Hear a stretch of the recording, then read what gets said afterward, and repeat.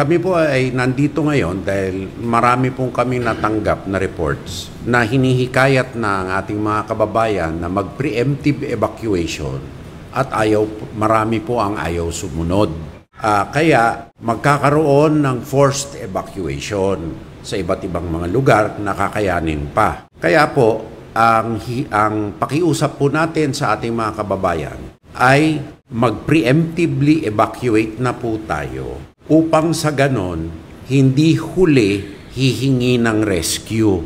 Dahil pag huli po, humingi tayo ng rescue, nalalagay sa panganib ang buhay ng ating mga kapulisan, sundalo, bumbero, at ang Coast Guard natin. Ngayon, ayaw ko naman po magbanta, ngunit kapag may order na forced evacuation, ang ating kapulisan, at hindi po ito sinunod, ito po ay labag sa batas at disobedience to a person in authority.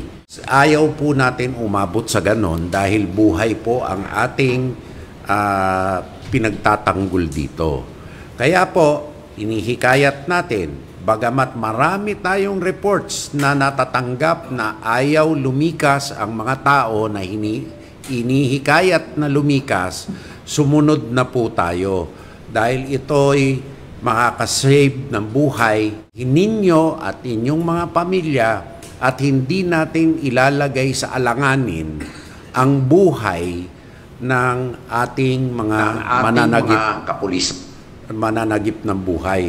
So, ito po'y pakiusap sa inyong lahat. Antabayanan pa itong Facebook Live na ito na 24/7. Ang ating mga ehensya ay magbibigay ng live reports po sa inyong lahat para sa ganon tuloy-tuloy ang communications. So magmula po sa amin dito na lahat na po ng ahensya ng gobyerno nandito ngayon, kami po ay nakikiusap sa inyong lahat na makipagtulungan na po sa amin.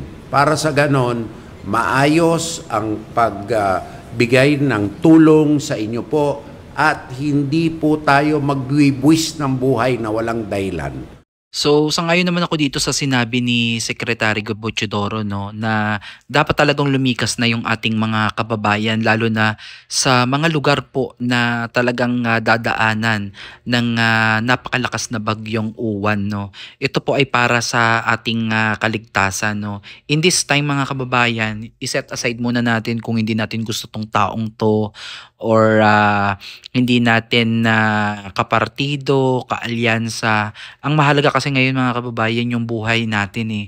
Yung buhay ng mga kababayan nating maaaring mawala dahil sa kapabayaan, no. So in this case, mga kababayan, hinihikayat ko yung mga kababayan nating nandiyan naninirahan malapit sa dagat, sa mga ilog, no, na mag-ano na tayo, evacuate. Huwag na nating i-risk yung buhay natin at ayaw naman natin magaya ito kagaya dun sa bagyong Tinyo, no, na napakarami pong mga kababayan natin yung nawala at hanggang sa ngayon ay hindi pa nga nahanap yung iba.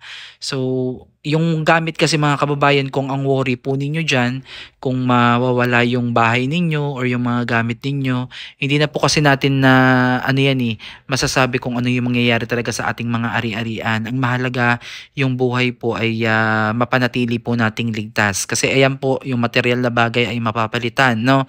Pero yung buhay po ay iisa lamang po yan. At sa oras din po ng mga kalamidad, mga kababayan, nakakaawa din po yung ating mga rescuer, no? Although ito po yung kanilang sinumpaang tungkulin at dapat po nilang tupdin, pero maaari pong tayo ay makaiwas parehas, no? Yung taong tutulungan at yung taong tutulong, no? Upang hindi na natin kinakailangan pang magbuwis ng buhay, no? At may maitala na naman na napakaraming bilang na mga kababayan nating nawalan ng buhay sa pagdating po ng bagyong ito. Kaya talagang mas mainam po yung mas maaga pa lang ay kumilos na tayo. At ito nga po yung sinasabi ni Secretary Bochidoro, no, na siya po ay susunod lamang po sa batas, no, lalo na kung merong mga hindi susunod talaga, meron talagang karapatan ang ating mga otoridad dito sa force evacuation, no, upang nang sa ganun ay mas may marami pang maligtas na mga kababayan natin buhat at dala na itong epekto o kapahamakan ng bagyong uwan. So ayun mga kababayan, nakakalungkot no dahil hindi pa nakakabangon yung ating mga kababayan mula sa pagkakalugmok. Tapos ito na naman po yung napakalakas na bagyo.